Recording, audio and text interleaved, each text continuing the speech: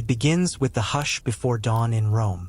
That breathless hour when even the pigeons upon the balustrades fall silent and the air itself seems to kneel. The streets are slick with dew, and the cobblestones glimmer faintly in the half-light as though the city has been newly anointed. Beyond them, rising through a soft veil of mist, stands the dome of St. Peter's, vast, luminous, heavy with centuries of breath and incense. It is said that every stone here carries a memory. Every echo still remembers the footsteps of saints, of kings, of men who believed they could bargain with eternity.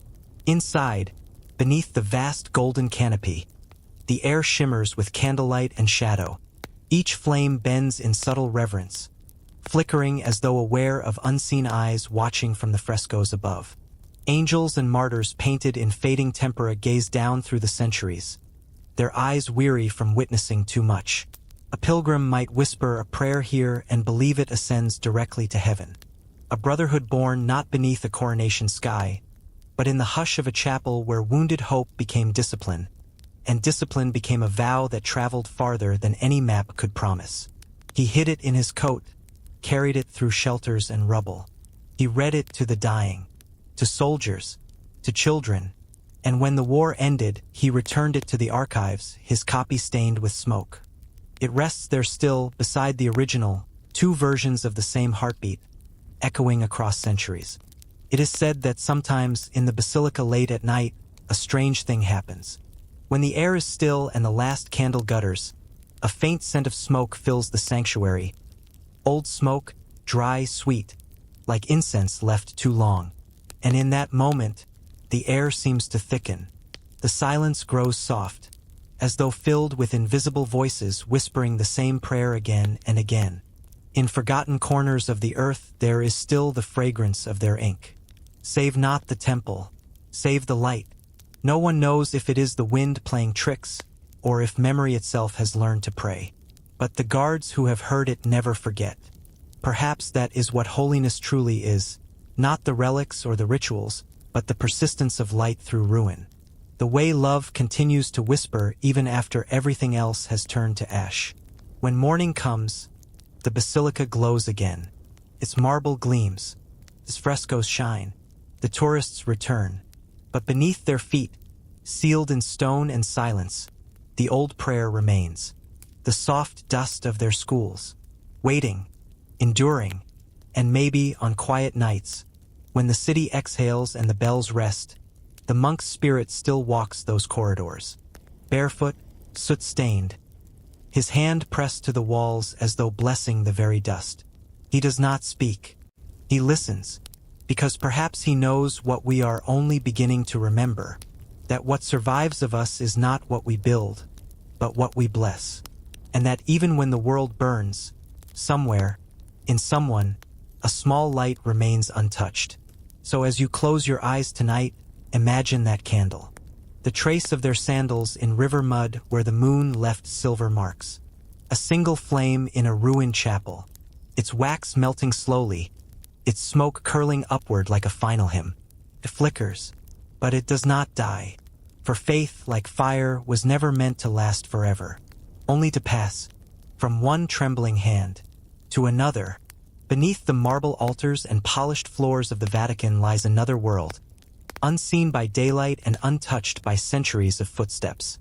It breathes beneath the basilica like a buried lung, vast, silent, and slow.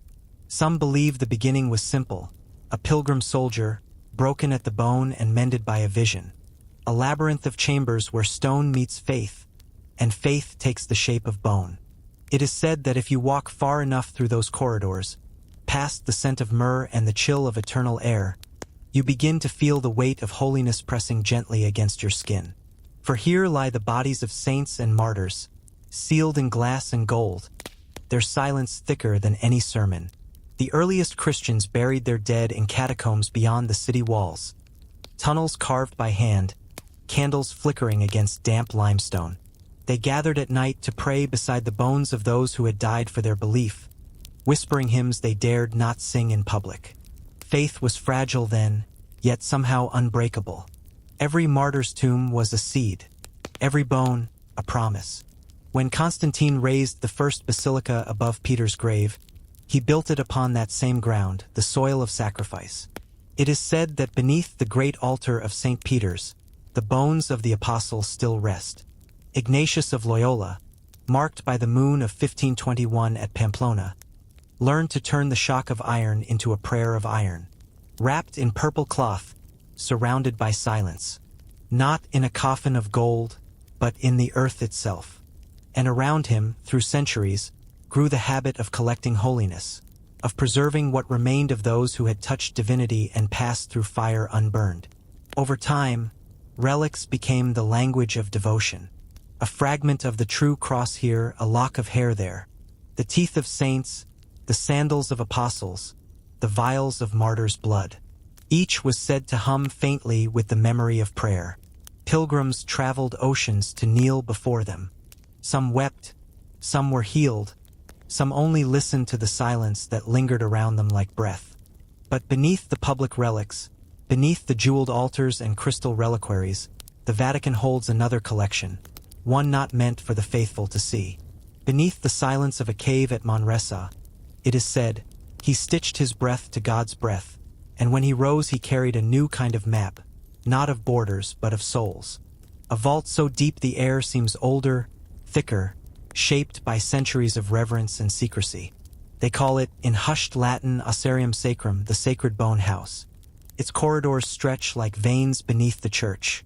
Niches carved into the walls hold skulls wrapped in silk, femurs tied with ribbons of faded gold. Each labeled by a single name, sometimes a saint, sometimes a stranger. Many have no names at all, only a number, a date, or a word scratched into the marble. Credit it. He believed. The deeper one walks, the quieter the world becomes. Years later, in 1540, a bull carried across Europe on tired horses and salt-stained ships made his brotherhood official. Sound seems to fall away. Even the heartbeat begins to slow, as if the air itself demands reverence. Candles burn here without melting, replaced by others long before their wax can drip. The monks who tend this place move like shadows, barefoot, their robes whispering across the stone. They do not speak of what they see. They only pray. For theirs is not the work of remembrance, but of continuity, to keep the dialogue between life and death from falling completely silent. In one corner of the vault lies a glass case no one opens. Within it rests a skull crowned with silver filigree, Regimini militantis ecclesiae. Its eyes are empty, yet faint traces of gold leaf linger in the sockets. Legends claim it once belonged to Saint Veronica, though no record confirms it. On certain nights, when the air trembles with Rome's distant bells, a light flickers behind the glass. Not reflected, not candle-born. Some say it is the echo of her gaze, still watching the world she once wept for. Elsewhere lies a smaller relic, a child's hand, perfectly preserved, fingers curled as if still holding a rosary. It was found beneath the ruins of an early chapel, where plague victims had been laid together. The rosary itself had turned to dust, but the hand endured. Every Christmas Eve, the monks leave a single white rose beside it. No one remembers why. There are also darker relics, bones whose stories are not told. A phrase like a held trumpet, yet inside it a gentler music. Men who would speak many tongues, who would kneel in laboratories and libraries as readily as in cathedrals, who would make of obedience an art so precise that it could thread power without making a sound. A rib said to have belonged to a heretic burned at the stake, kept here out of pity. Fragments of saints declared false, their canonizations reversed. They rest beside the true and the holy, their punishment transformed into inclusion. As if eternity, in its mercy, does not distinguish between faith and failure. In one chamber lies a reliquary unlike any other, a great glass dome filled not with remains, but with dust. The dust of bones too crumbled to name, swept from the floor after restorations, gathered together so none would be forgotten. It is called the anonymous host. To stand before it is to feel the enormity of belief, the collective devotion of centuries reduced to a single breath of ash. Some theologians have questioned the purpose of keeping such relics. Why preserve the remains of the holy when their spirits have long ascended? But those who have lived long enough within these walls know that not all whispers rise. Some fall downward, deeper, into chambers where God is silent and men speak for him. The order wore black not for mourning. Some whispered, but for clarity, the absence of distraction, the humility of night. Why cling to what is dust? But perhaps that is the point, to remind us that divinity once took flesh, and that every act of faith begins in something mortal.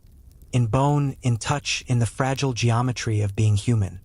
There is a legend told among the monks who guard the vault, that once every 100 years, at midnight on All Saints' Eve, the bones murmur, not in fear, not in pain, but in prayer. A sound like distant wind moving through reeds. A hymn without words. A reminder that holiness does not die, it changes form. Those who have claimed to hear it say the air fills with warmth, and for a moment the vault feels alive, as if every saint, every believer, every forgotten soul is breathing together beneath the earth. In their vows there was a fourth thread, finely spun, often unseen. A special obedience to the Bishop of Rome, to be sent where the need was greatest, where the air was thinnest, where breath itself came in prayerful bursts. The monks make no record of these nights. They only kneel, and when the sound fades, they rise and whisper the same phrase. The Church is alive below. In later centuries, the Vatican began to close many of these chambers. Only a few remain open to the caretakers, the rest sealed behind stone. But even sealed, they seem to hum. Visitors walking above have reported feeling sudden chills in the marble corridors, as though the ground itself exhaled. It is said that faith gathers weight in the places where it has been most concentrated. Whispers tell us this thread bound them to a center of gravity the world could not see. That prayer leaves residue, like incense lingering on the air, and that beneath St. Peter's, the accumulated centuries of prayer have become something physical.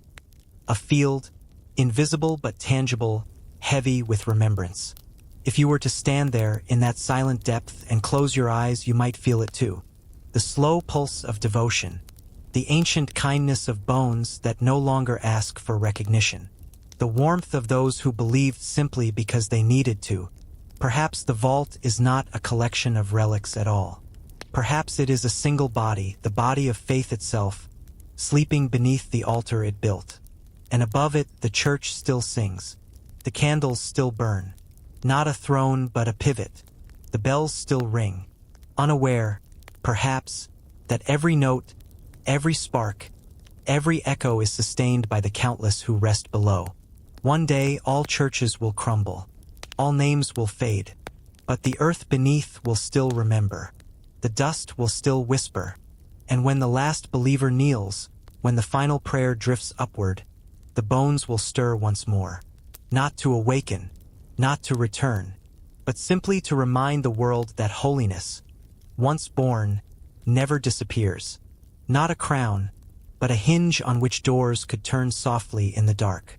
It only changes its shape, becoming the silence that holds everything together.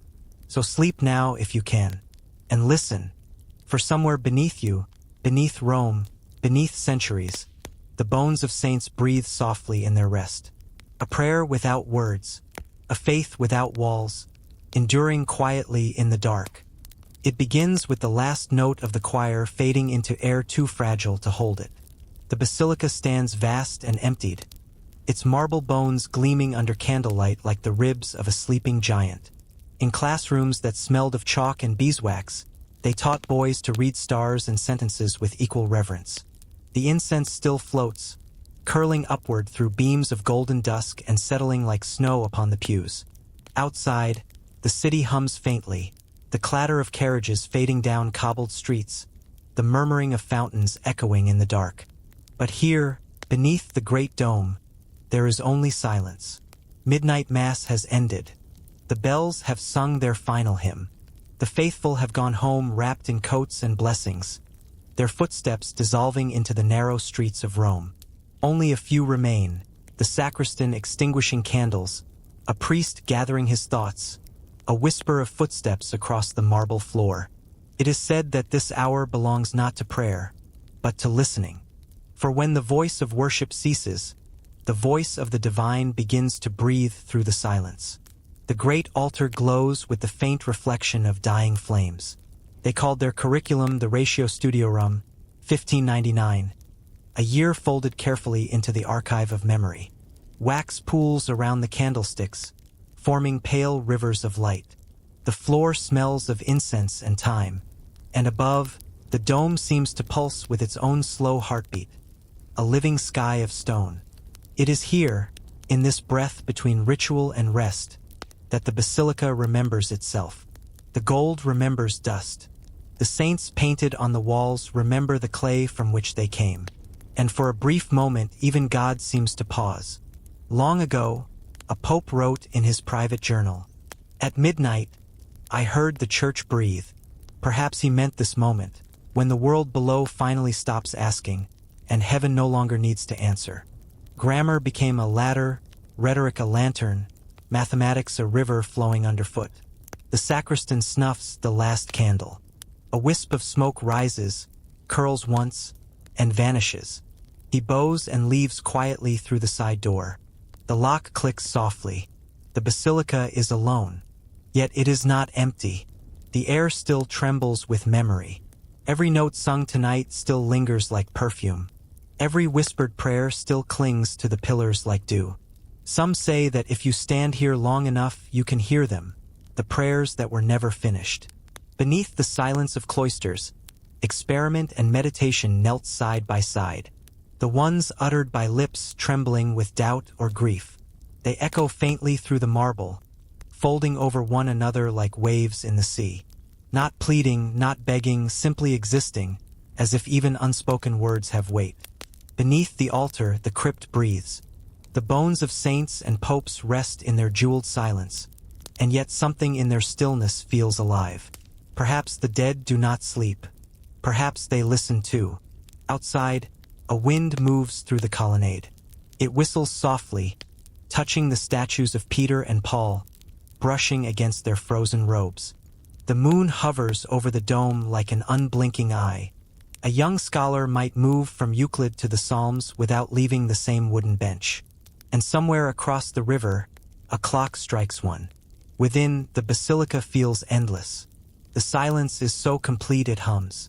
It seems to expand and contract, as though the church itself were inhaling and exhaling the prayers of the world. It is said that angels walk the aisles at this hour, not with wings or trumpets, but barefoot, heads bowed, their steps inaudible. They pass between the pews, collecting the remnants of devotion left behind. The tears wiped on sleeves, the sighs no one noticed, the flicker of faith that refused to die. They gather them like fallen petals, carrying them upward into the unseen. Their work is quiet, patient, endless. In the apse, the light of the sanctuary lamp trembles. It is said there is another figure who walks these marble corridors. It is said the chalk dust on their sleeves was the same pale color as the ashes of incense, learning and worship turning the same faint cloud in the morning light. A single flame in an ocean of shadow. It burns not because anyone is watching, but because it always has.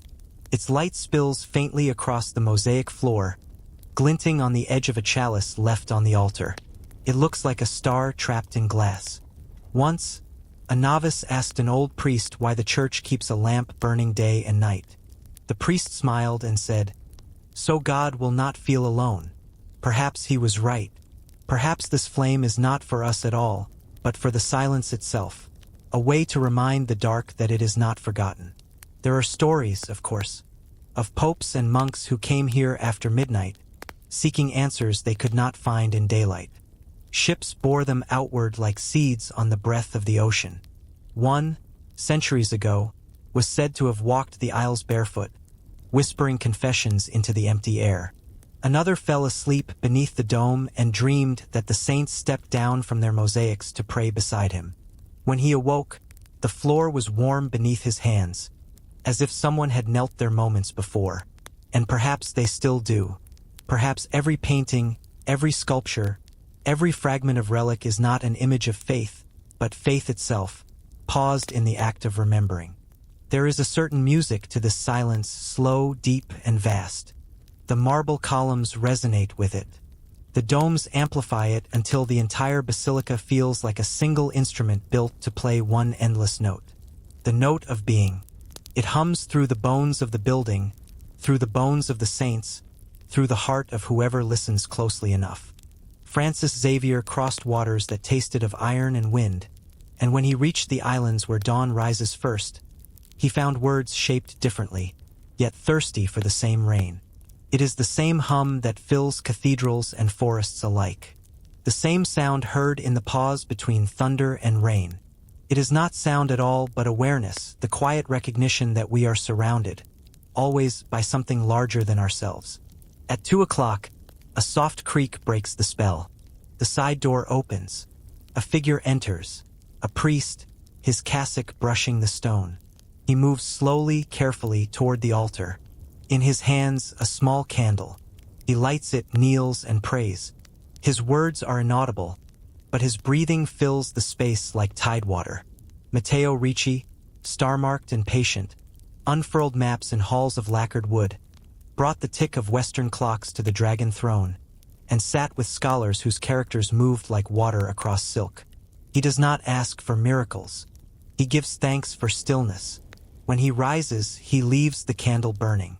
He bows once to the crucifix and disappears into the dark. The flame sways gently, reflected in the golden chalice. One light among millions, and the basilica exhales again, as if content. Outside, dawn begins to whisper at the edges of the city. The sky pales to silver. The pigeons stir. In those meetings, astronomy became a bridge that did not creak. The first rays of morning glance off the cross atop the dome, and for a heartbeat, the world is remade. The basilica stands serene, as though it has just emerged from a dream. The pews are empty, the air washed clean, but deep within its stone, the silence remains, ancient, patient, alive.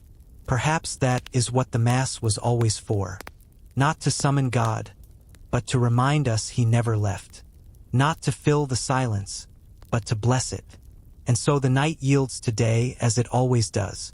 The bells begin again. Tourists will come. He placed the heavens on the table without breaking them. Voices will rise. But beneath it all, under the echoes of laughter and hymn, the old hum will continue, the low, steady rhythm of the sacred asleep within the ordinary.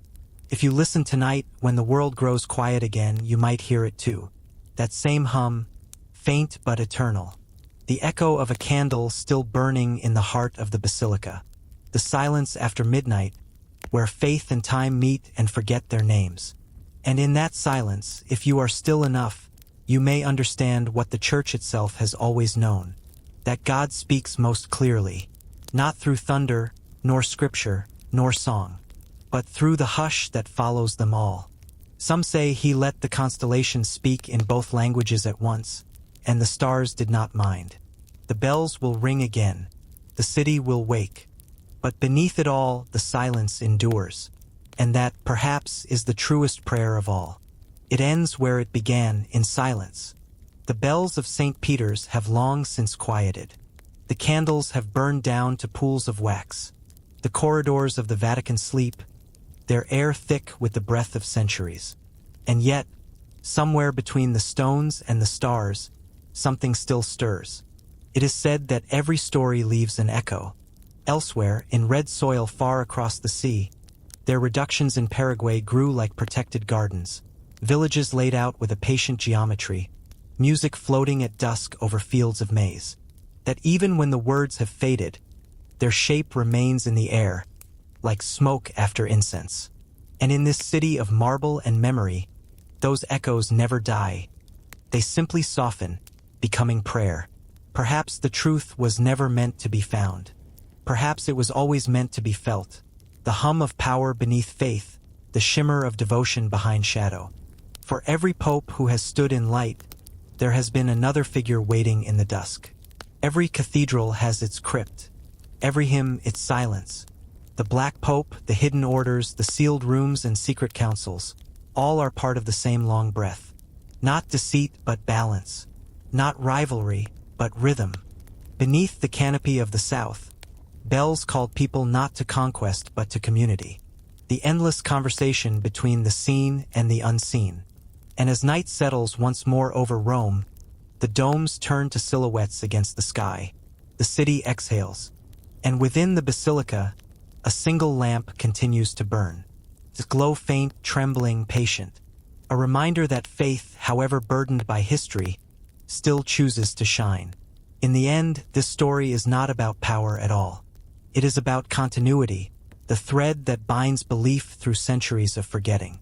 It is about men and women who carried questions heavier than crowns, who searched for holiness not in thunder, but in quiet endurance. Listen closely, and you might hear them. It is said the night there was kind, and the river repeated names gently until they learned to stay. Not speaking, not preaching, only breathing.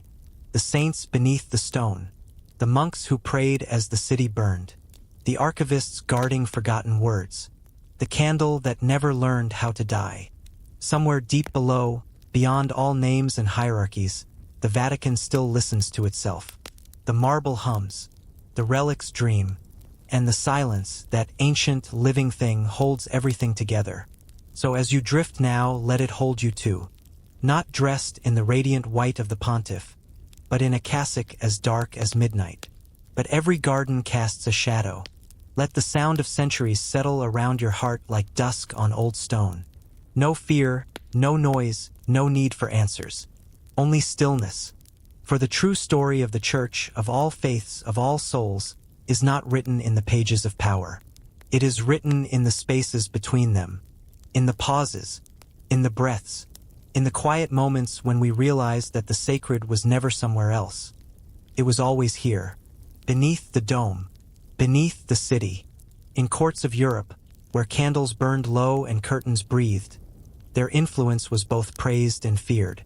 Beneath the centuries, waiting, and if you listen softly enough, just before sleep takes you, you may hear it. A whisper older than time, gentler than light, saying only this: be still. The mystery remains. Confessors to kings learn how power smells in the morning, how it changes its garments at noon. Some believed the order's obedience made them pure servants. Others believed it made them the most perfect instrument the world had yet devised. A blade so polished it looked like water. Where memory fades, documents remain. Letters in precise hands, seals like small suns, careful reports to superiors called general. A word that hummed with both humility and command. From a modest room in Rome, the superior general listened to the slow weather of the world and sent brothers toward the thunderheads. A quiet current beneath a shining river. Beneath the silence of inquiry, a few names surfaced like islands at low tide.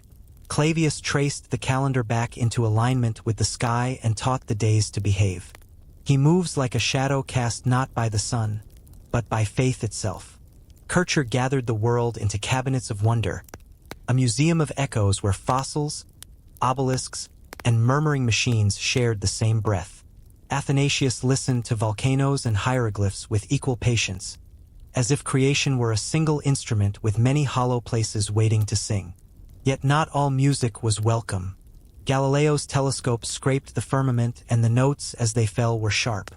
There were Jesuits who measured his stars and whispered yes, and others who said the bow was moving too quickly for the ear of the century. In the hush after argument, the heavens remained. The order learned the old lesson again, that truth moves like a tide, and even saints must build their harbors to withstand it. Then came 1773, a year with iron in its throat. A brief decree, Dominus AC Redemptor, written with ink that seemed to smoke. Pope Clement XIV unspooled a ribbon that had been braided for 2 centuries and commanded it to vanish. They call him the Black Pope. Across continents, schools closed like eyes. Brothers folded their cassocks and placed them in chests they prayed would not be burned. Some sailed under names not their own. Others took to gardens and worked among the beans and the bees. Whispers tell us a sealed letter warned that power such as theirs could not be destroyed, only buried. And that soil is an excellent memory. Marked by the moon, the order slept beneath the earth like a bulb in winter. It is said that secret obedience does not end when the bell is hushed. It continues as a subterranean rhythm, a rosary prayed by roots. When the Napoleonic storm moved off the horizon and the world exhaled, the soil stirred. In 1814, Solicitudo omnium ecclesiarum lifted the stone. Pius VII restored what had been taken, and the brothers rose like men surfacing from a deep dive, hearts thudding, eyes stung by daylight. No title, no throne, no crown of jewels. They returned to their schools, their missions, their quiet laboratories of soul and science. The current resumed its course beneath the visible river, smoother now, wary of rocks that had once torn its surface. Some claim that from those restorations onward the nickname hardened. Black Pope, the world murmured, an echo that pretended to be a joke and was not. A superior general dressed in dusk rather than dawn. A man without diadem or army whose map was the human mind and whose compass the needle of obedience. Was it slander or awe or simply the world's need to give a face to coordination so subtle it looked like fate? Perhaps it was always a mirror, the age seeing its own fear of discipline reflected in a cassock that never glittered. Under the star-marked vaults of Rome, their colleges multiplied again. Libraries ripened, observatories blinked, presses murmured pages that smelled of lampblack and hope. In quiet wards, Jesuit physicians held hands that trembled and listened to breath as if it were prayer escaping the lungs. Yet his presence bends light, alters wind, and commands silence. In refugee camps, they learned the grammar of ashes and the syntax of starting over. It is said the order can make a school from a doorway and a university from a table and 2 chairs. Where memory fades, they begin again with the alphabet, repeating the shapes until the mouth remembers how to praise the world by naming it. Yet even as this visible labor unfolded, the old rumor stayed like a faint watermark on a page. A council convenes, a syllabus shifts, a mission opens in a country whose borders refuse to settle, and some will say a black sleeve brushed the hinge. Perhaps this is simply how we speak of coordination we do not witness. The mind prefers a figure crossing a threshold to a web that holds without being seen. Still, there are nights when the basilica seems to lean slightly toward the general's residence, as though stone remembered the gentle pull of that hidden current. If one walks the Borgo at dawn, when the city is whisper-soft and the street sweepers hum to themselves, one might glimpse a doorway open and close without sound. Inside, a small crucifix leans over a modest desk. For centuries his name has been spoken only in half-sentences, as though finishing it might summon him from behind the curtains of power. On the desk, a worn map of the world. Pins like tiny stars. Threads like the paths of comets, crossing oceans that smell of salt and sleep. A letter half-finished. We go where we are sent. No flerisc, no trampit. Only the faint smear of ink where a breath paused before the period. In the archives, a novice reads about the spiritual exercises and learns to sift his heart in slow spirals. He discovers how silence is a tool more delicate than any scalpel. Whispers tell that he dwells behind the Pope, yet slightly beyond him, like the reflection that moves just a fraction slower than the face it mirrors.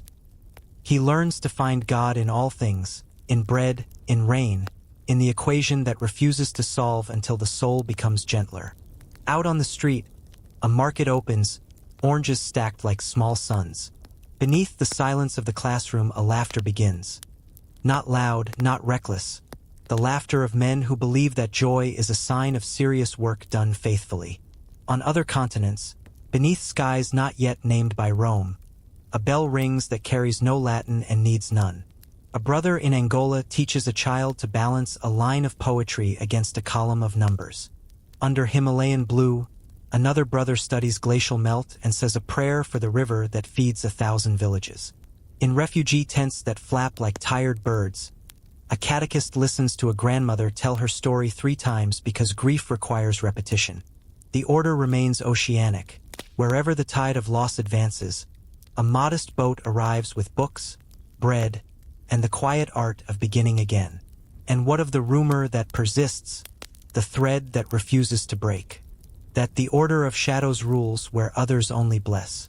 His authority, invisible but absolute, runs beneath the Vatican like a hidden river. Perhaps the truth is simpler and stranger. Perhaps they learned early that power most faithful to its vow does not raise its voice. That influence, properly disciplined, is a lantern turned low so eyes can adjust to what matters. Some voices only echo when we are ready to listen. Theirs is a voice like that, disciplined breath, steady, or the soft click of a latch well tended. When night gathers over the Tiber and the dome collects the last light like a bowl of fading gold, the city exhales a long silver thread of quiet. The Jesuit houses settle into prayer. A page turns somewhere, a small sound like a moth touching glass. A superior writes in a ledger, the entries neat, the lines unadorned. He pauses, hearing Rome in its nocturne.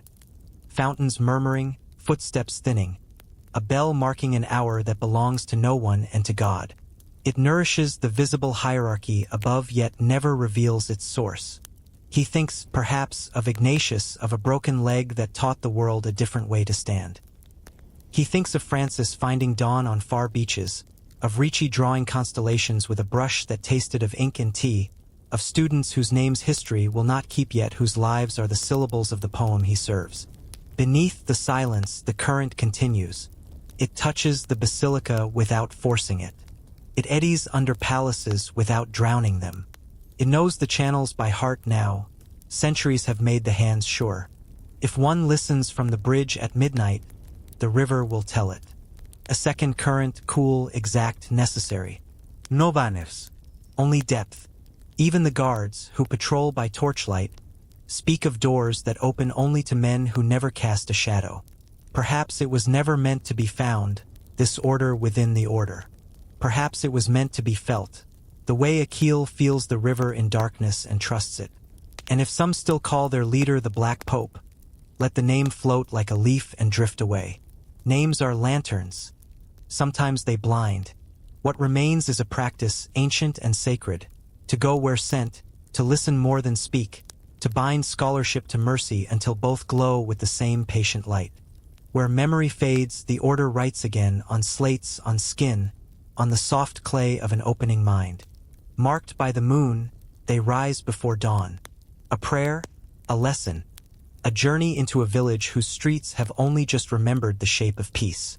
And when night returns, they kneel in their small chapels, the candle's breath unsteady but sufficient. No conclusion is written because none is needed. Of rooms without windows, and of the soft shuffle of robes behind stone walls when no one should be there. The river keeps its own book.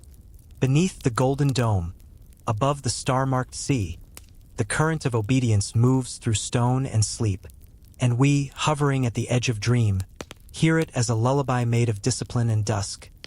A hymn that does not end, only becomes quieter until our own breathing joins it and the world grows gentle again. It begins with a sound so small it almost goes unnoticed, the faint creak of a hinge beneath the earth, somewhere below the cobblestones of Vatican City. The kind of sound that feels like a memory, not emotion.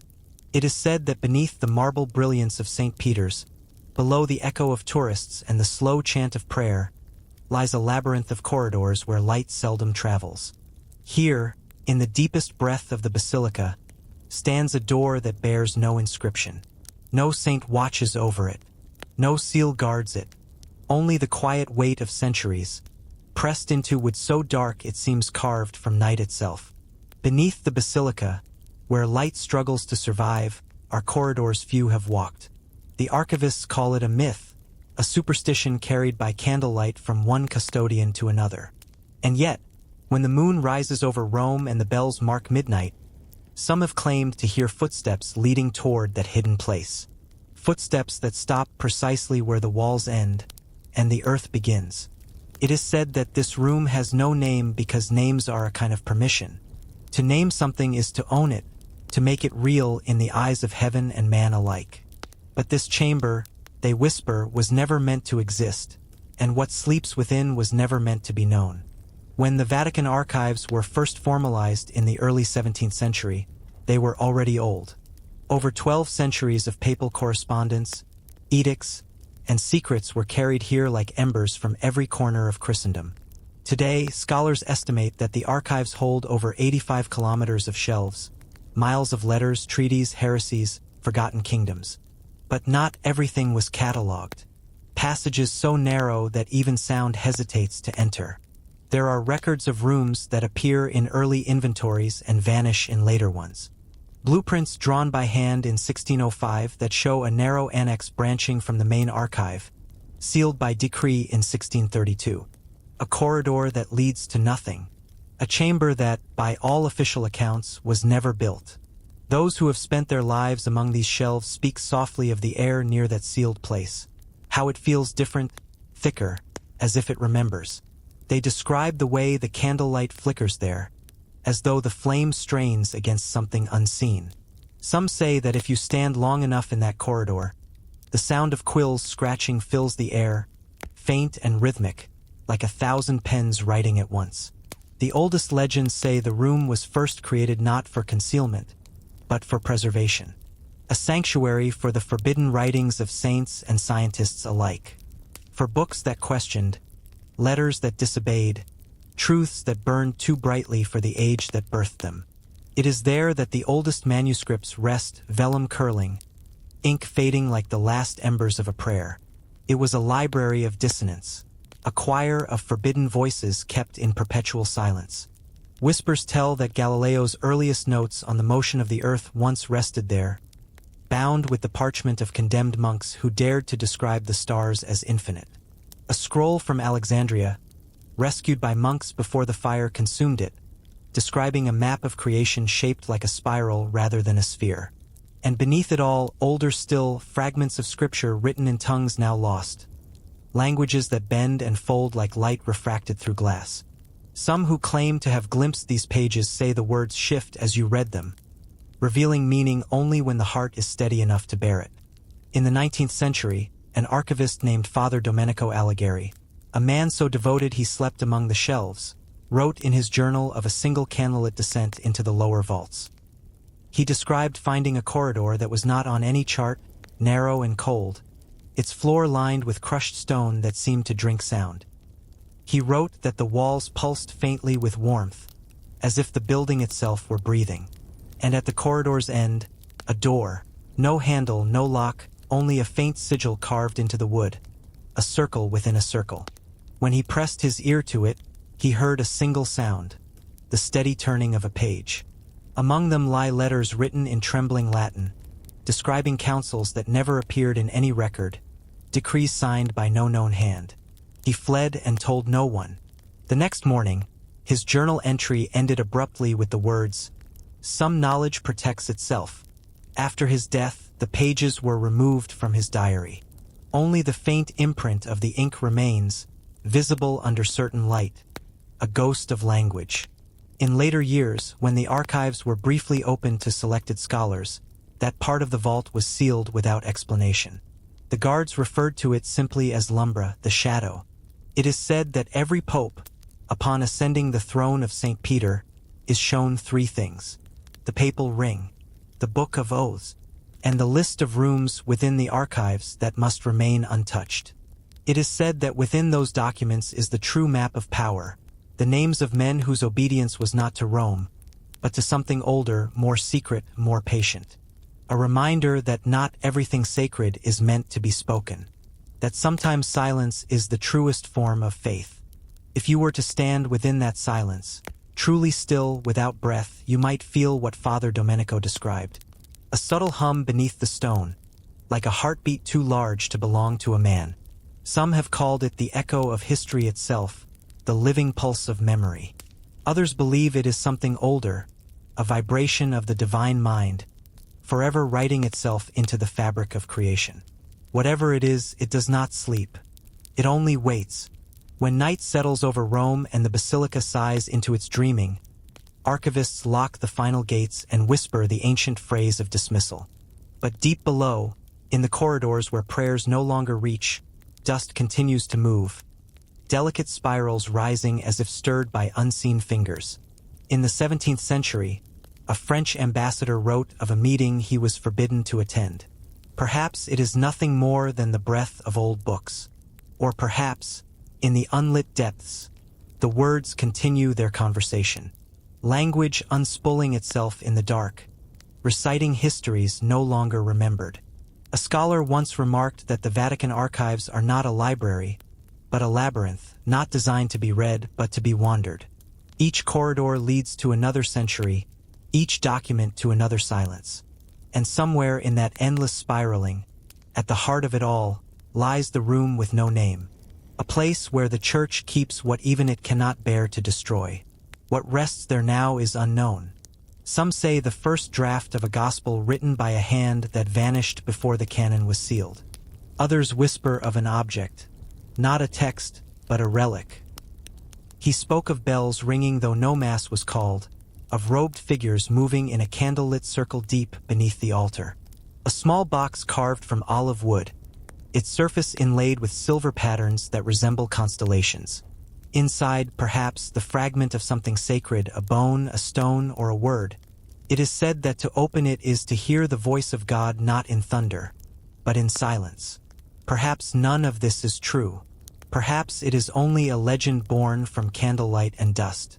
Yet every myth hides a truth, and every silence guards a name. Some believe that the room exists not beneath the basilica, but within us, that it is the place where faith and doubt meet and bow to one another, where the mind kneels before the mystery it cannot contain, that every soul carries such a chamber, small and sealed, filled with questions too sacred to ask. If you listen closely tonight, as sleep begins to fold around you, you might hear it, the faint rustle of parchment beneath the earth. He heard Latin murmured not as prayer but as pact, the whisper of unseen pages turning in the dark, a language without sound, a truth without name. And as your breath slows and the night deepens, the basilica above will rest in its own silence. The domes, the saints, the marble faces all closing their eyes, while somewhere far below, beyond time and theology, a single candle still burns, its flame steady and patient, waiting, perhaps, for the moment when the world is quiet enough to hear what it has always been saying. Beneath the silence, beneath the centuries, beneath even belief itself, the eternal hum of the room with no name. It is said that true power does not speak loudly, it listens.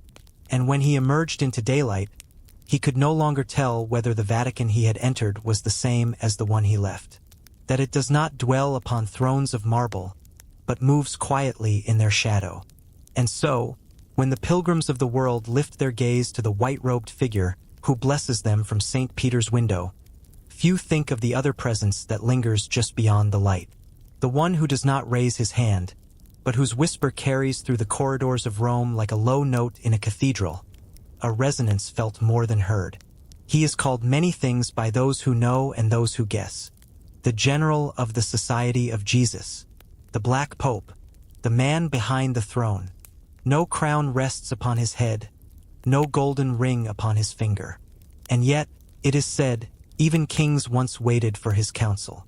For centuries, his authority has existed like an echo inside the Vatican, not defying the Holy Father, but orbiting him, guiding, advising, guarding. The letter he wrote afterward was sealed, never sent, an invisible hand upon the scales of the Church. The story begins, perhaps, in the 16th century, when the world itself was splitting apart. Protestants rose against Rome, empires stretched across oceans, and faith seemed scattered like dust in the wind. The Jesuit Order, born of Ignatius's vision, was the Church's answer to that wind. And the man who led them, their superior general, became something no pope could be. A commander of minds instead of armies, of obedience so precise it could be mistaken for silence. It is said that when Ignatius first received papal approval for the Society of Jesus in 1540, he wept not from triumph but from weight. He knew what it meant to lead men who had promised God not only their lives but their wills. The Jesuits became the Church's eyes, ears, and pulse. They built schools that became empires of thought. The seal bore the mark of a black sun, a symbol erased from every Vatican inventory since. They moved through palaces as confessors and scientists, missionaries and diplomats. Their reach grew so quietly that by the dawn of the 17th century, even cardinals asked, who truly guides the faith? The white-robed pontiff upon the altar, or the man in black robes who could send a whisper from Rome and change the mind of an emperor in Vienna. In the heart of the Vatican, where courtyards echo like wells, there are rooms that carry no fresco, no inscription. They are places of conversation, not ceremony. It is here that the Black Pope walks, often unseen, always listening. Those who have met him describe his presence as calm, almost fragile, and yet his words fall like stones into still water, rippling outward. No command, only counsel. No gesture of authority, only the gravity of purpose. Perhaps that is why his power feels so sacred, because it does not demand, it convinces. Some believe the Black Pope is not one man but a lineage, passed through whispers and veils. History, though, has not always been kind to him. In the 18th century, as monarchs grew uneasy under Jesuit influence, a shadow war began. Accusations whispered through royal courts, of secret plots, of wealth hidden beneath vows of poverty, of a second papacy thriving in the dark. In 1773, under immense pressure from Spain, Portugal, and France, Pope Clement XIV dissolved the Jesuit Order. His signature, they say, trembled on the parchment. And as he signed, a clock in his chamber stopped. Within a year, he was dead. The Jesuits scattered, some imprisoned, others hidden among sympathetic abbots or distant missions. But the structure they had built, the network of faith and intellect that circled the globe, did not vanish. It merely fell silent, like a great heart beating beneath snow, that when one shadow fades, another takes its place, indistinguishable in form or intent. Decades later, when the order was restored, the Black Pope returned to Rome, quieter, wiser, wrapped in the lessons of exile. His presence no longer threatened thrones. It watched them, prayed for them, outlived them. By the 19th century, the Jesuits had resumed their ancient rhythm, education, exploration, guidance. They opened schools in every language, built observatories to chart the heavens, and became confessors to popes once more. Their leader, the general, resided not in splendor but in a modest house near the Vatican, a building so simple that tourists pass it without noticing. Behind its doors, however, the pulse of centuries continues. Letters arrive from every continent. Reports of schools, missions, crises. The world distilled into prayer and decision. He is the keeper of the Church's contradictions, the guardian of its sacred lies. It is said that when the Pope seeks counsel on matters that concern the future of the Church, he does not begin in the marble halls of the Apostolic Palace. He walks quietly to that small house where the Black Pope waits. The conversation is private. Two men, one in white, one in black. The Church's visible light meeting its necessary shadow. Those who study such things speak of a balance older than either man, the white robes of mercy, the black robes of discipline. Together, they keep the Church from tilting into chaos. Light without shadow blinds. Shadow without light devours. But together they create depth, the chiaroscuro of divinity itself. Where the white papacy offers salvation, the black one guards silence. In the 20th century, when the world fell into wars that split both nations and souls, Jesuits stood again at crossroads of power and conscience. Some were martyrs, some mediators. The Black Pope guided them not with orders, but with reminders that faith is not an escape from the world, but a mirror held up to its pain. One Jesuit diary from 1942 records a single line said to have come from his lips. "There is no darkness God cannot walk through, but someone must carry the candle." And so they carried it through bombed cities, refugee camps, prisons, and universities rebuilt from rubble. Even now, in this modern age where belief flickers like an old candle against the wind, the Black Pope remains. His title unchanged, his power undiminished, his purpose as quiet as ever. Few outside the Church know his name. Fewer still could recognize his face. And yet his influence lingers, in the minds of scholars, in the decisions of bishops, in the conscience of a world still learning how to kneel. Together, they balance heaven and earth, faith and fear, light and the infinite pull of darkness. It is said that he rises before dawn and prays in silence, facing the direction of every Jesuit house across the globe. A map of devotion that stretches farther than empires ever did. each prayer a thread. Each thread part of a vast, unseen tapestry connecting the faithful, the doubting, and the forgotten alike. His leadership is not measured in decree or wealth, but in the rhythm of those prayers. They are his language, his governance, his echo. And perhaps that is the secret of the Black Pope, that his rule is not over the church, but within it, like the hidden heartbeat that keeps the body alive. A presence so constant that the world forgets it must exist. At night, when the bells of St. Peter's toll their slow descent into silence, his window remains lit. There are tales of visitors who have felt his presence. A small square of gold in the sleeping city. Sometimes a bird perches on the ledge and watches him write. A soft scratching of quill on paper, the rhythm steady, patient. Perhaps he is recording the day's letters. Perhaps he is writing prayers for the living and the dead. Or perhaps he is simply keeping watch, as he has for centuries, over a world that still does not know how many of its miracles depend on those who remain unseen. It is said that when the Pope dies, the Vatican falls silent. The bells stop, the curtains are drawn. But in another building, not far away, a candle continues to burn. Its flame small, unwavering, its light too humble to announce itself. A diplomat from Vienna who claimed his candle extinguished itself when he approached the Apostolic Palace at night. That candle is the Order's promise, that even when thrones are empty and crowns return to velvet boxes, there will always remain a voice in the dark, guiding, steadying, remembering. So if you ever walk the narrow streets behind the Vatican at night, and you see that single light flickering in an upper window, pause for a moment.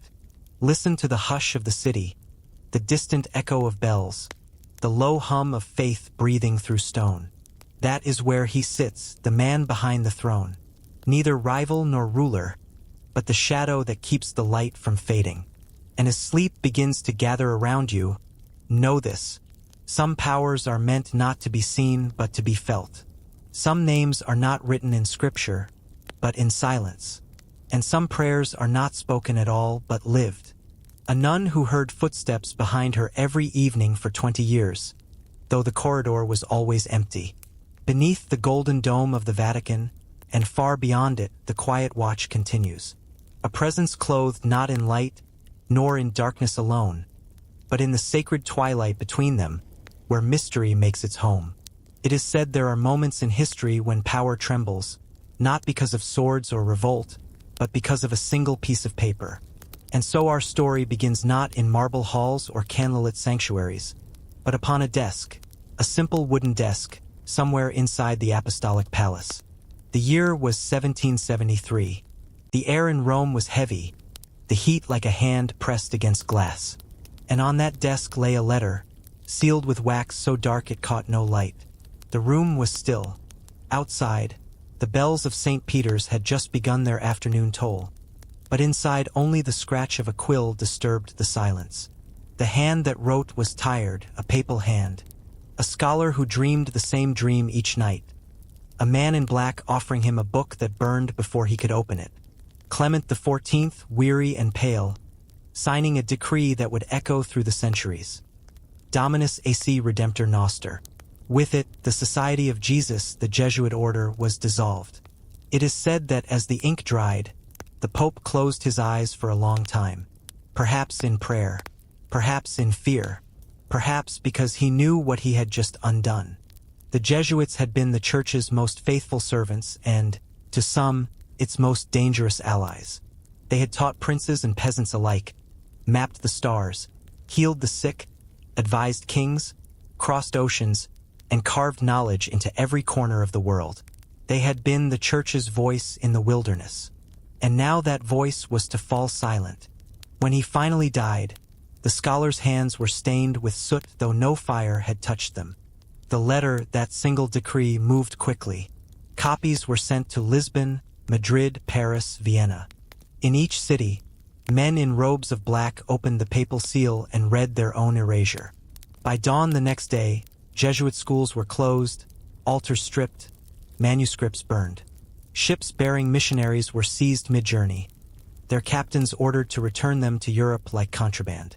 The order that had spanned continents vanished in a single breath of ink. And yet, even as the smoke of their burning papers curled into the Roman sky, another rumor began to spread, of a second letter, and signed unacknowledged, sealed in the same black wax. A letter written not for the world, but for the Church's memory. A warning, perhaps, or a confession. It was said that this letter was never sent. The air in the basilica carries these stories like incense. That it remained within the Vatican walls, hidden among the archives, unseen since the day the Jesuits fell. Some called it a prophecy, others a curse. The Lettera Nera, the black letter. Its legend grew quietly, like moss upon stone. Those who claimed to have read it, a few archivists, a dying cardinal, never spoke of its contents, only of the feeling it left behind. One said it smelled faintly of salt, as though it had once crossed an ocean. Another swore the ink shimmered like blood beneath candlelight. And a third, before his death, whispered only this: it was not a letter of death, but of waiting. Perhaps he meant that the Jesuit spirit could not die, only sleep. And history, in its slow mercy, would prove him right. The scent of devotion mingles with the faint bitterness of secrecy. For 41 years the world turned without them. Empires shifted, revolutions rose. But even in exile the Jesuits endured. In Russia, Catherine the Great refused to enforce the papal decree. She saw their schools as jewels of learning, and so she sheltered them. They lived quietly under her rule, teaching, translating, preserving their traditions in the cold breath of the north. Their ink froze, but their faith did not. In Prussia, too, fragments of the order survived under borrowed names. Old generals became gardeners, teaching Latin to orphans. Missionaries hid among merchants, offering confession in back rooms of trade houses. Even the marble seems to breathe. They had no leader, no vow of obedience, and yet, something unseen still bound them together. It was as if that sealed letter, never sent, still called to them through the air. A silent pulse of memory. When at last the storm of Napoleon passed and the Church began to gather itself again, a new pope, Pius VII, lifted the decree.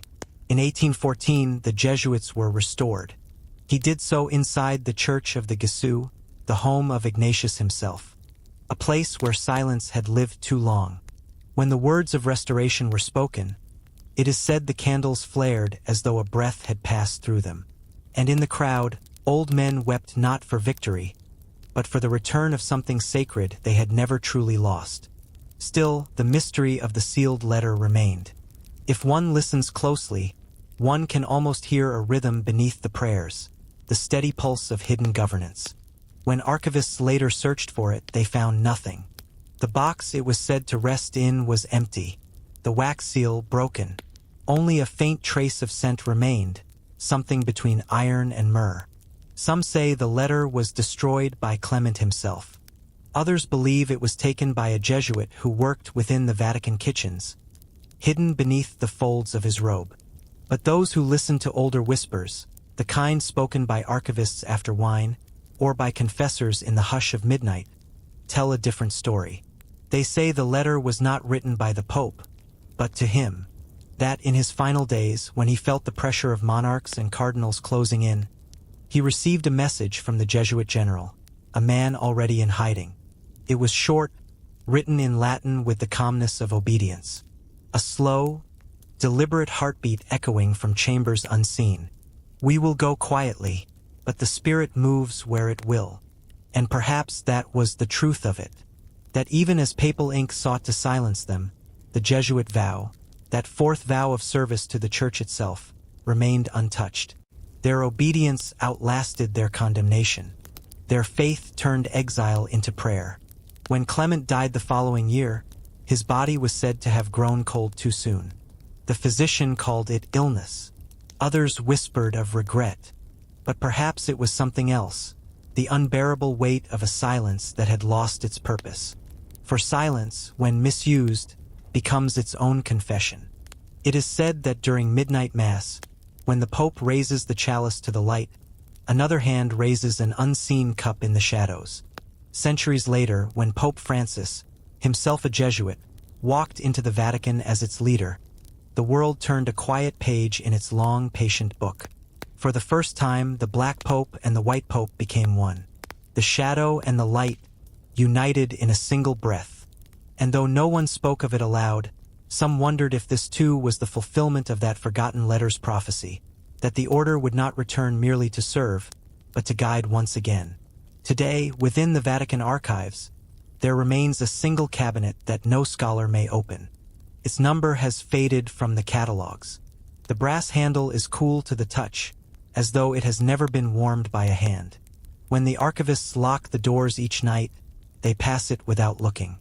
And yet sometimes, when the candles are low and the wind moves through the narrow corridors, a faint scent of ink fills the air, that same mixture of iron and myrrh. The smell of words waiting to be read.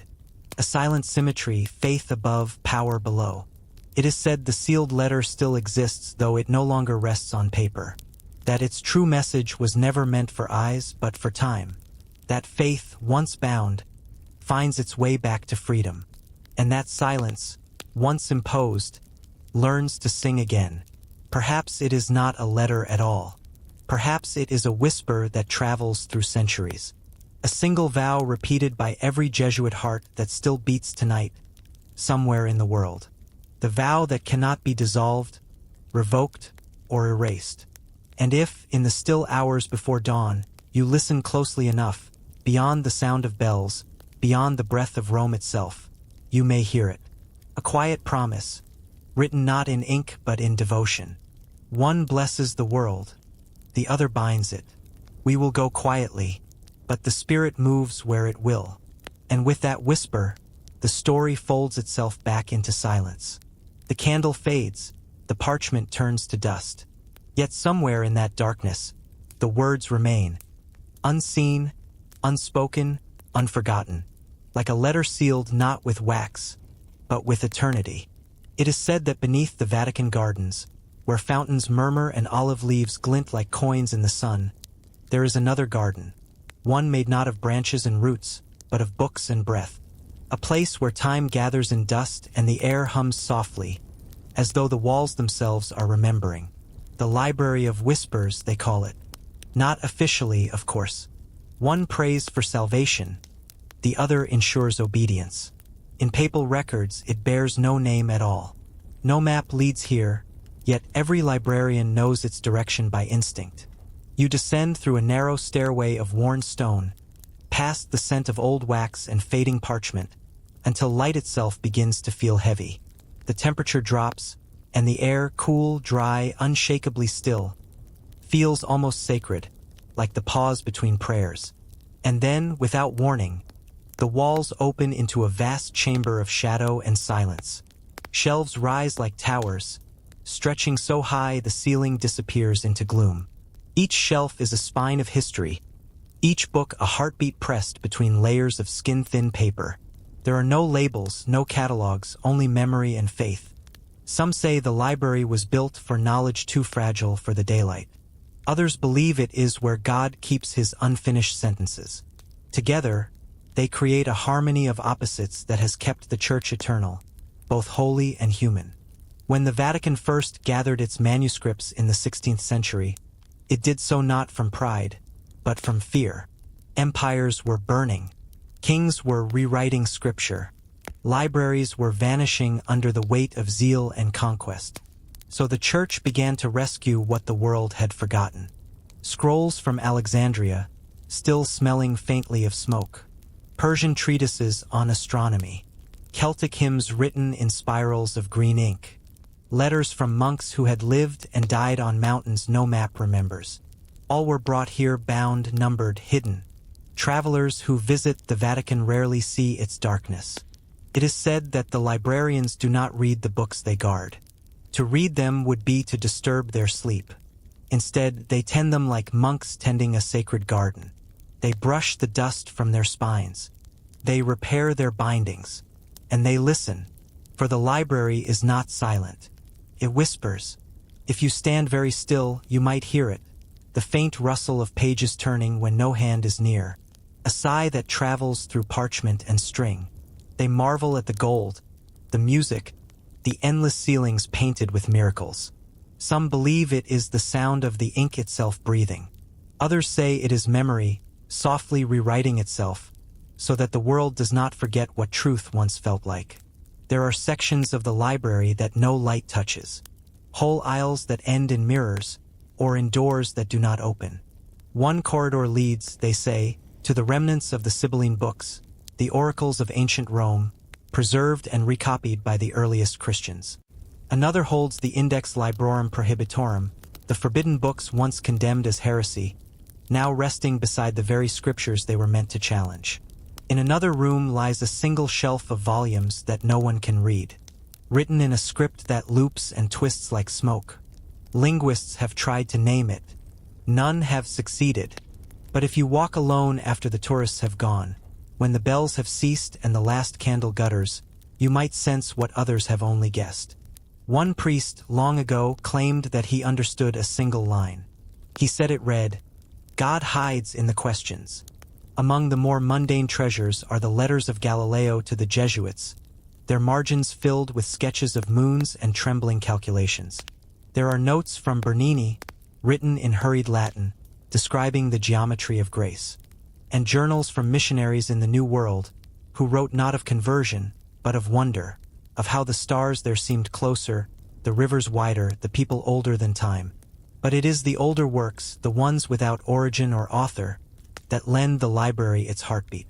A codex bound in thin silver, found in a monastery near the Euphrates. A series of scrolls wrapped in saltcloth, each containing a single line of poetry about light. A fragment of something that might be a gospel or a dream. All of them whisper when touched, that beneath the grandeur lies a pulse, ancient and deliberate. All of them seem to remember something the world has long since forgotten. Every librarian who serves in the Library of Whispers takes a vow of silence. Not just the silence of speech, but of interpretation. They are not permitted to explain, only to preserve. And over years, this silence changes them. They walk slowly.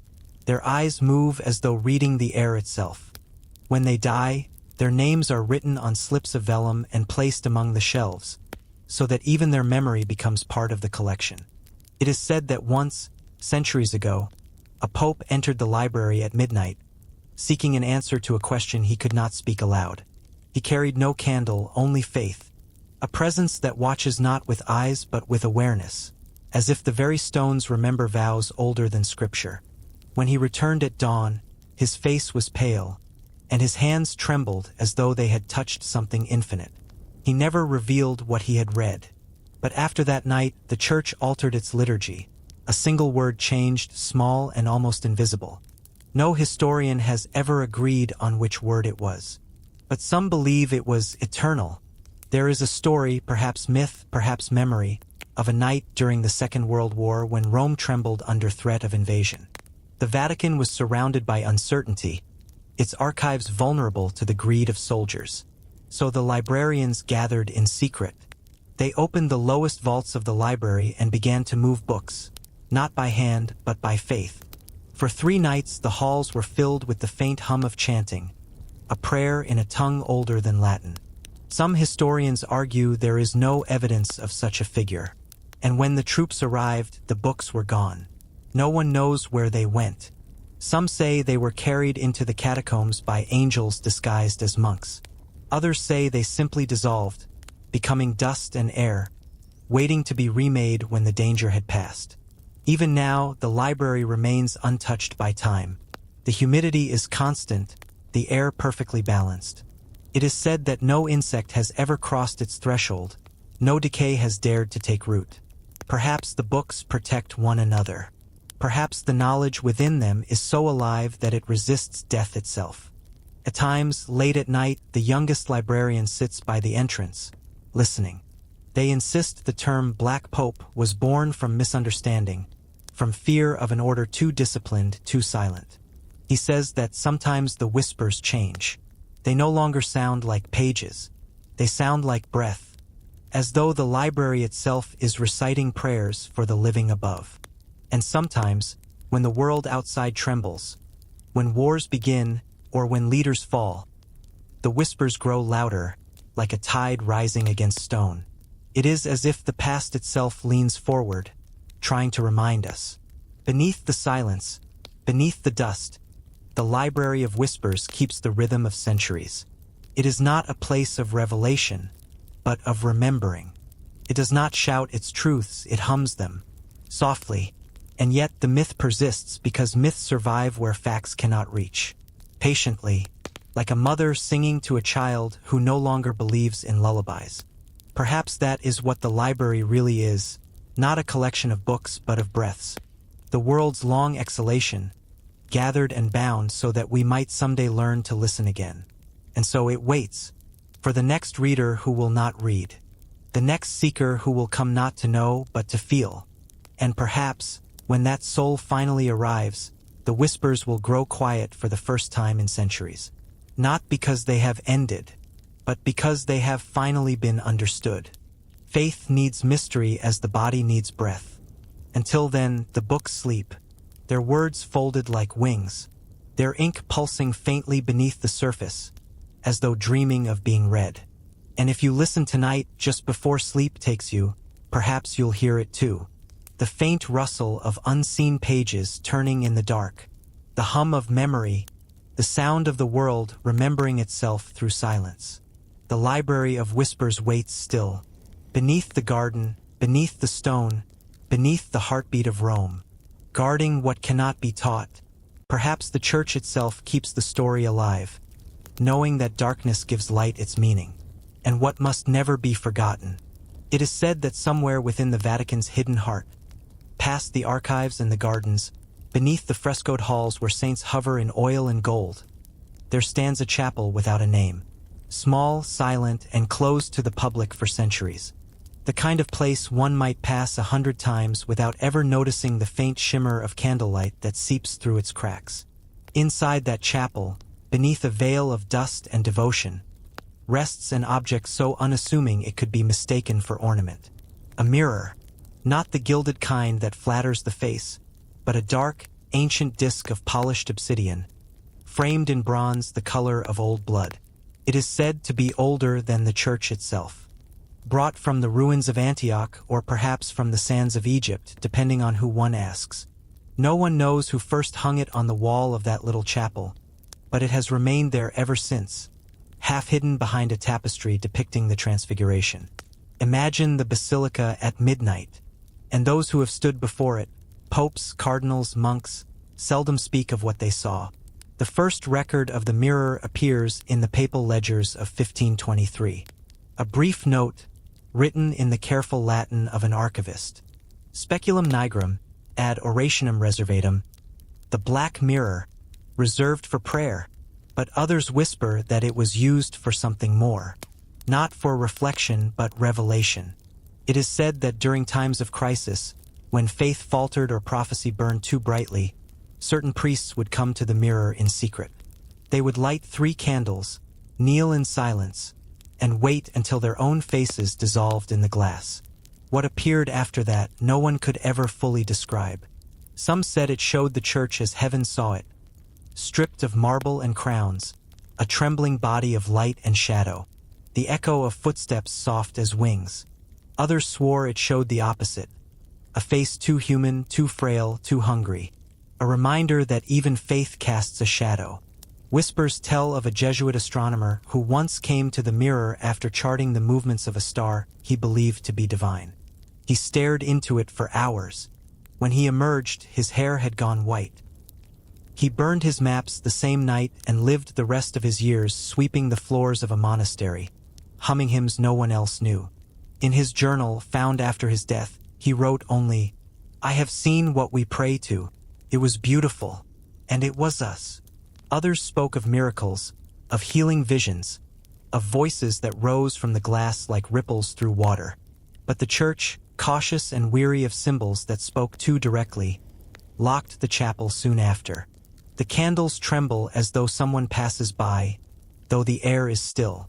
Only a few were ever allowed to enter again, and always alone. Yet, there are stories of those who found their way inside. A young novice in the 1600s, who claimed the mirror did not reflect her image at all, but her thoughts, one by one, as words of light upon its surface.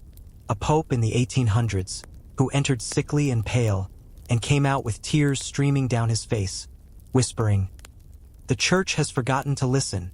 A nun during the war, who stood before it praying for peace, and saw not armies or ruin, but a child holding a candle beneath a sky of stars.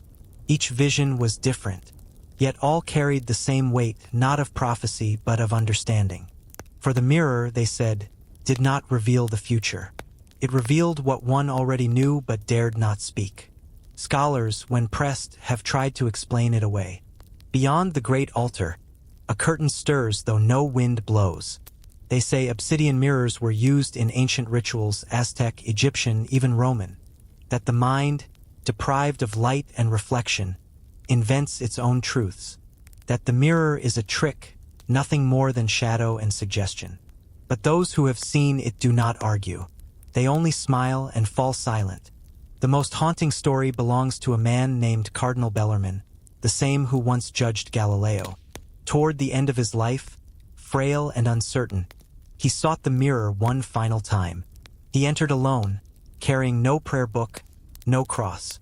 He knelt before it and whispered, "Show me what I defended." When he emerged hours later, he was calm. And somewhere deep below, in a chamber lined with books bound in black leather, a figure kneels. He gave away his rings, his wealth, and his books. He died weeks after, but in his final hours, he told his confessor, "I saw light inside the shadow and shadow inside the light. I understood nothing, and that was peace." The chapel was sealed not long after. Some say it was to preserve the mirror. Others say it was to protect the Church from itself. Still, the legend endures.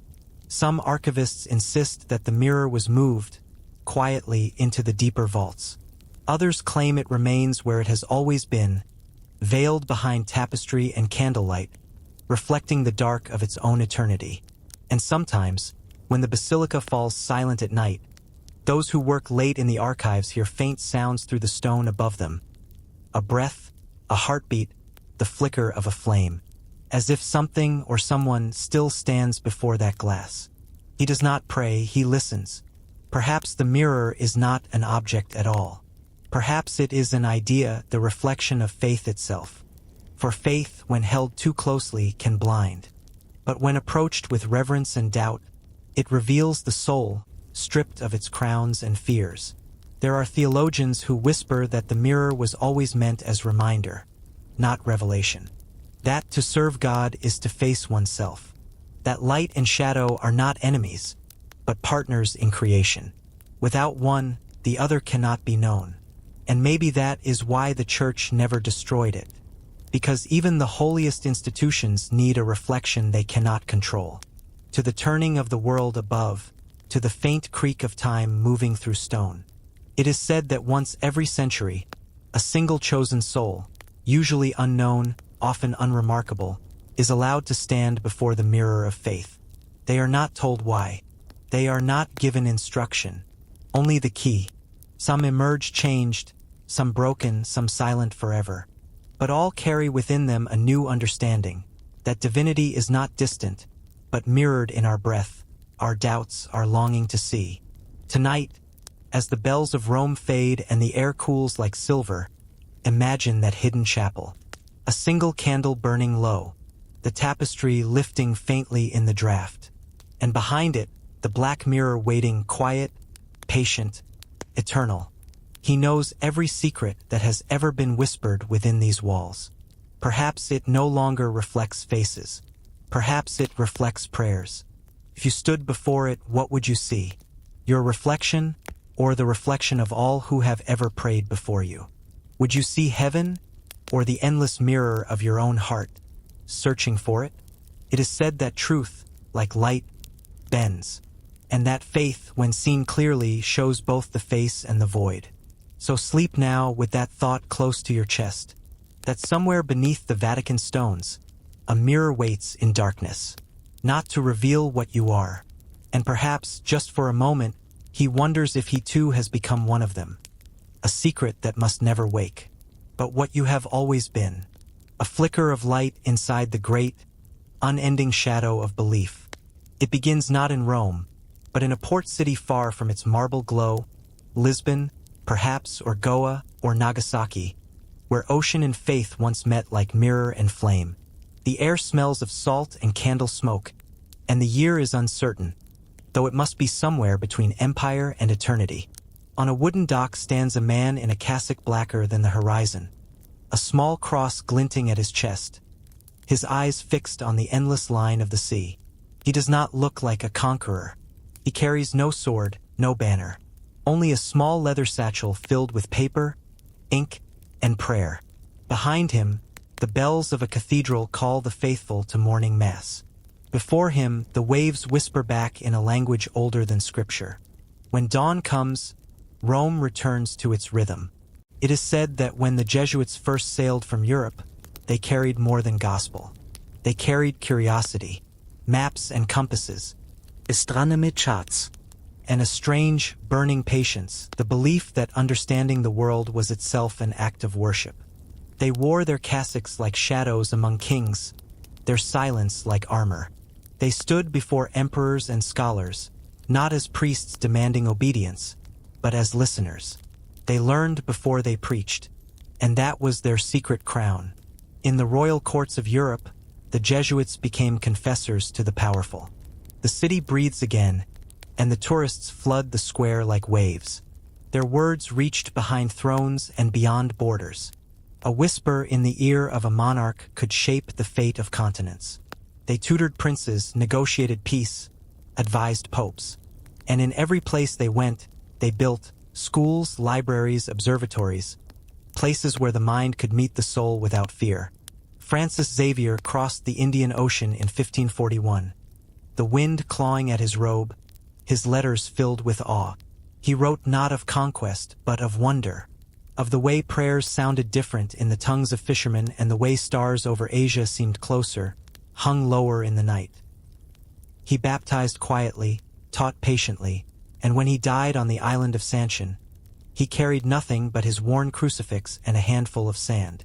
The church called him a saint, but to those he met, he was simply the man who listened.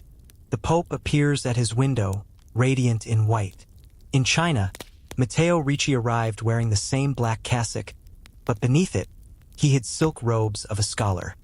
He learned the language of the court, the poetry of Confucius, the rhythm of the Middle Kingdom.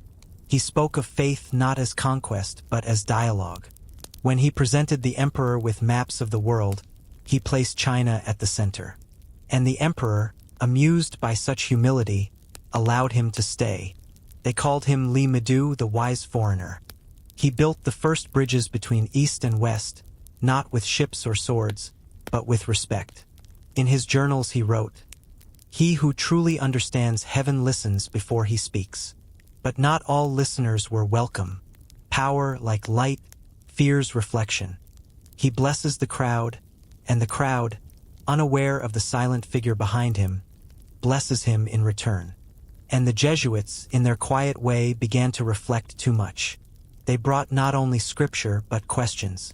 They spoke of science and reason in courts that preferred mystery and obedience. And slowly suspicion grew. Kings saw in them not servants, but shadows of control. Men in black whose allegiance was not to crown, but to conscience. An empire cannot easily bear such independence. And so one by one, Jesuits were expelled. From Portugal, from France, from Spain. Their schools shuttered, their missions burned. The bells ring out across the Tiber, each toll scattering the night's memory. Their silence, once sacred, became dangerous.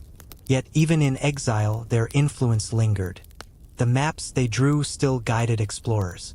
The knowledge they gathered still shaped the modern world. And the ideas they planted, that faith and reason could share the same breath, refused to die.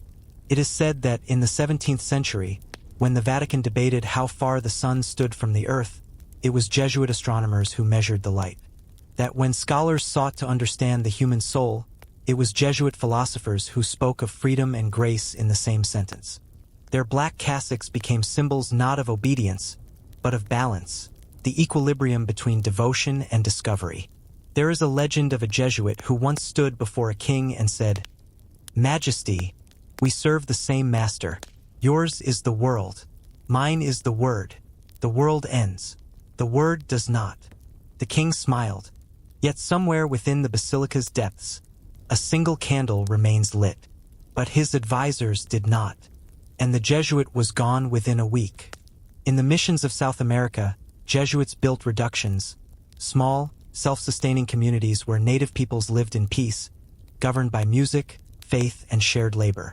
They composed hymns in Guarani, taught carpentry, astronomy, and song. At dusk, the jungle itself seemed to join their choirs. Even Voltaire, no friend of religion, would later write of them with admiration. But the crown saw something different, a republic within an empire, a people loyal not to kings but to God. And so, once again, power sent soldiers into paradise. The missions fell, their bells silenced, their music carried away by the wind. Its flame bends, then steadies, as though acknowledging something unseen. And yet, history is a patient river, forgets nothing. By the time the Jesuits returned in the 19th century, the world they had helped to shape had already changed. Their crown was no longer gold, but influence. Their power no longer political, but intellectual. They taught again quietly, faithfully, in classrooms and colleges across the continents. Their graduates would one day write constitutions, compose symphonies, lead revolutions, and rediscover the stars. There were still those who whispered that the man in black, the general of the order, was more powerful than the Pope. But if power is measured by control, they were wrong. If it is measured by endurance, they were right. Perhaps it is only a story, for no empire lasted as long as the Jesuits' patience. Even now, in the age of satellites and silence, their presence remains. A Jesuit sits in a refugee camp teaching children how to read by tracing letters in the dust. Another studies galaxies through a Vatican telescope high in the mountains of Arizona. Another writes essays on social justice in a forgotten corner of Africa. Their cassocks are faded now, their crowns invisible, but the rhythm is the same: to listen, to learn, to love. It is said that the black cassock and the crown will always exist in tension: obedience and power, humility and influence. Each needs the other, a myth born from centuries of devotion and doubt. Without the cassock, the crown forgets mercy. Without the crown, the cassock forgets courage. And perhaps that was always the secret, that the Jesuits understood what most kings did not, that the truest authority lies in restraint, in silence, in the refusal to command what cannot be understood. So tonight, as the bells of Rome fade over the Tiber and the city exhales its ancient breath, imagine a single Jesuit walking the cobblestones, his cassock brushing the dust. He carries no wealth, no fame, no title. And yet the world he walks through still bears the marks of his brothers, in schools, in skies, in souls. He stops before St. Peter's, looks up at the great dome gleaming beneath the moon, and crosses himself. He knows that beneath that dome, power and prayer continue their slow dance, that every throne casts a shadow, and that his duty is to keep that shadow honest. But as the light falls upon the gilded mosaics, and the marble gleams like frozen honey, one cannot help but feel the hush within the walls. The wind shifts, the candlelight flickers, and somewhere in the deep heart of the Vatican, another Jesuit bends over a desk, writing by the same fragile light. A black sleeve, a patient hand, a quiet mind. No crown, only service. Perhaps that is the true mystery of the order, that in surrender they found strength, that in silence they found the language of eternity. And if you listen now, beneath the hum of the city, beneath your own breath, you might still hear the faint rustle of robes moving through history, the weight of unspoken history pressing gently against the soul, the soft sound of men in black tending to the invisible, balancing light and shadow, carrying the weight of both with the same steady grace. For some crowns glitter, and others, the truest kind, are made of silence. It begins with a rumor, a meeting that never appeared in any Vatican ledger, held in a hall that no longer exists on any map. The century is uncertain. Some say it was the 17th, when Europe trembled with reform and rebellion. Others whisper it took place much later, after wars had rewritten kingdoms and memory itself had grown afraid to speak. What is known or believed is this, because power, like faith, leaves no footprint, only echoes.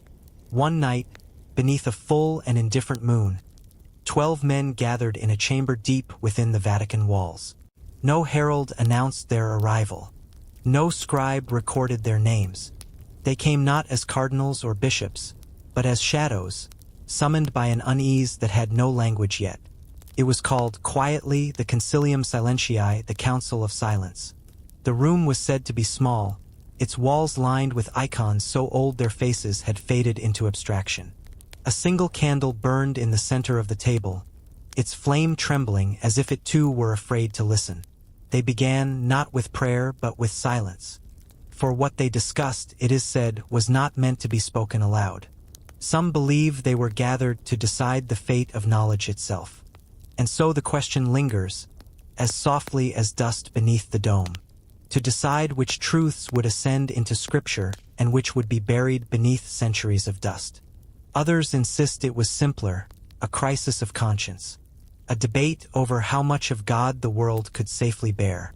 The records of that night, if they ever existed, were destroyed long ago, but faint echoes remain. Fragments of letters, marginal notes, confessions written in trembling Latin. One Jesuit historian, centuries later, found a phrase hidden in an old manuscript. They spoke of silence as a shield. What might that mean? Perhaps they understood that silence can protect what words cannot, that to speak the deepest truths is to risk breaking them.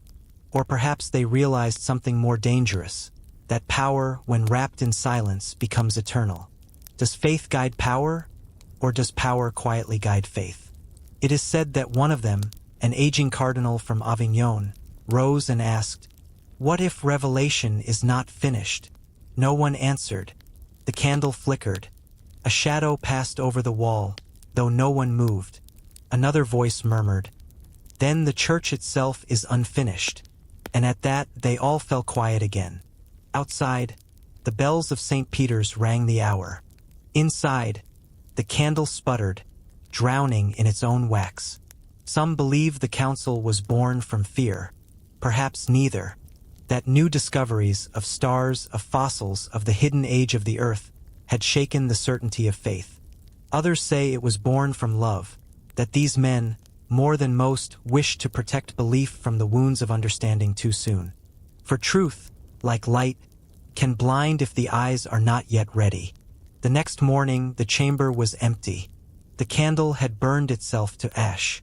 And though every trace of that meeting was ordered destroyed, something of it lingered, not in archives or chronicles, but in the behavior of the church itself. Decisions, after that night, began to change their rhythm. Doctrines were no longer proclaimed with thunder, but with a quieter certainty. New writings were delayed, debated, softened. It was as though the church had learned to hold its breath, to let silence do the talking. Perhaps both. Through the centuries that followed, there were moments when that silence spoke louder than any sermon. When Galileo's telescope turned toward heaven and found movement where eternity was supposed to stand still, the church hesitated. Not out of ignorance, perhaps, but out of memory, the memory of that secret council, and the knowledge that every revelation carries a cost. When heresies rose, when mystics spoke of union with the divine in words too intimate for comfort, when science began to weigh the soul in atoms and light, the Vatican responded not always with condemnation, but with delay. It waited, watched, listened, and only when the dust of history began to settle did it step forward again. This, they say, was the inheritance of the Council of Silence, not suppression but suspension. A patience that outlasted every empire and ideology. Or perhaps, in the heart of the Vatican, they have always been the same two reflections of one unseen presence. A faith that believed time itself would prove what the Church could not yet say. The Jesuits, ever loyal to the deeper rhythm beneath words, became guardians of this unspoken understanding. They taught that the pause between questions was as sacred as the answers themselves. That silence, properly tended, is not absence but gestation. It is where truth ripens. In their schools, debates were fierce but always followed by prayer. Students were taught to stop before the final thought, to leave space for mystery. Because mystery, they said, is the one teacher that never contradicts itself. Even today, within the Vatican, there are rooms where talking is forbidden. Not because of secrecy, but reverence. A presence clothed not in gold, but in shadow. Rooms where the air itself feels older than the walls.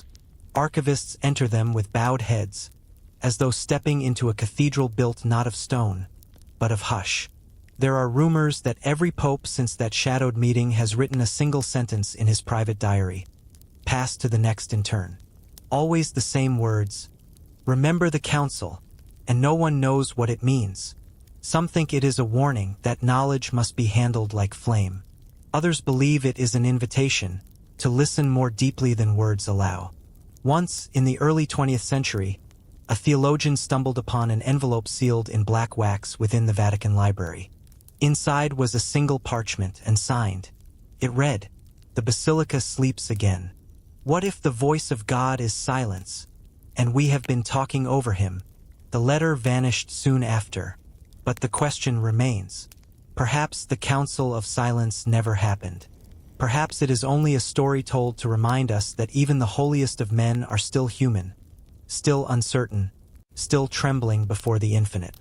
But if you walk the Vatican's corridors at night, when the tourists have gone and the last candles are dying, you can almost feel their presence. Those 12 men gathered again around the table of time, heads bowed, listening for something greater than themselves. Maybe that is what faith truly is, not certainty but listening. Not speech but surrender. A willingness to let mystery remain mysterious. Tonight, as you drift towards sleep, imagine them still sitting there. Centuries dissolving around them, robes whispering softly against stone. Its candles sigh, its frescoes close their eyes. The candle, though burned to ash, somehow still flickers in the dark. And the silence that fills the room is not empty. It is full of prayer, of thought, of the faint heartbeat of God himself. Perhaps the Council of Silence never ended. Perhaps it was never meant to. It begins in fire. Rome, the eternal city, burning as though heaven itself had exhaled. Flames curl around marble columns, licking at the edges of frescoes that once told stories of angels. The sky above the Tiber glows orange, not with sunset, but with ruin. And under the vast, silent dome, the echo of prayer merges with the murmur of secrecy. The year could be 1527, when imperial troops sacked the Holy City, or perhaps one of the later fires that came to test its faith again and again. History repeats its trials until we learn how to listen. Beneath the roar of collapsing roofs, beneath the screaming of bells as they melt, the basilica stands like a vast heart struggling to beat through smoke. Within it, hidden from the rage outside, is a chapel that does not burn. The door is closed, the windows are sealed, and within the haze one man kneels. His name has been lost. Perhaps a monk, perhaps a scribe, perhaps no one history would have noticed had the flames not come. He kneels before a small altar, its marble cracked, the crucifix blackened with soot. And in the trembling light of a dying candle, he writes. The air is thick with ash. Every breath tastes of history turning to dust, until both become indistinguishable, like breath fading into the dark. He writes slowly, with a quill that trembles in his fingers, knowing these might be his last words. He does not write of salvation or glory. He writes of memory. It is said that when the walls above the Vatican began to crumble, when relics shattered and paintings fell, this monk whispered, "Let something survive." And so he began a prayer, not a plea for life, but a request for remembrance. A prayer for the continuation of what cannot be touched, faith not in form, but in essence. Each word he wrote carried the weight of centuries. He wrote of love, not doctrine, of kindness, not law. Beneath that endless ceiling of stars and stone, the story ends not with an answer, but with a listening silence. He wrote of the people, of mothers lighting candles in villages far from Rome, of children whispering psalms they could not yet read.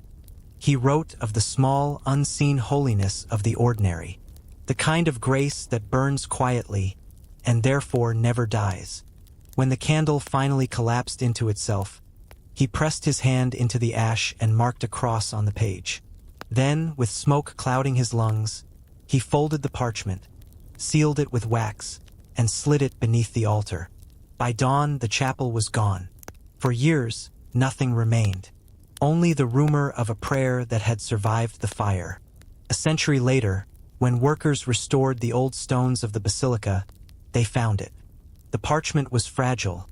The ink faded to the color of dried tears. The kind that only speaks when we, too, have learned to whisper back.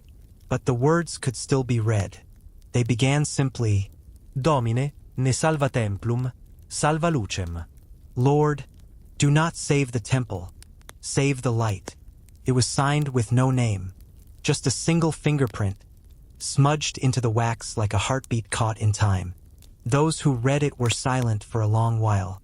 They said it was not the language of a theologian, but of a soul speaking to eternity.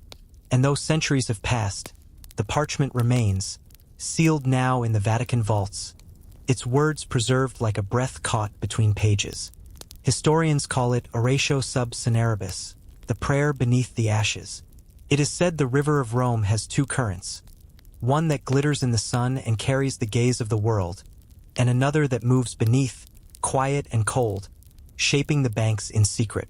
It is rarely shown, yet each new pope, it is said, reads it on the night before his coronation. Not in public, but alone, in the quiet hour before dawn, when the city still sleeps and only the doves circle the dome. They read it to remember that the church is more than its marble, more than its crown, more than the weight of its power. That faith, stripped bare of gold, remains something simple, human, indestructible. A light that does not need walls to burn.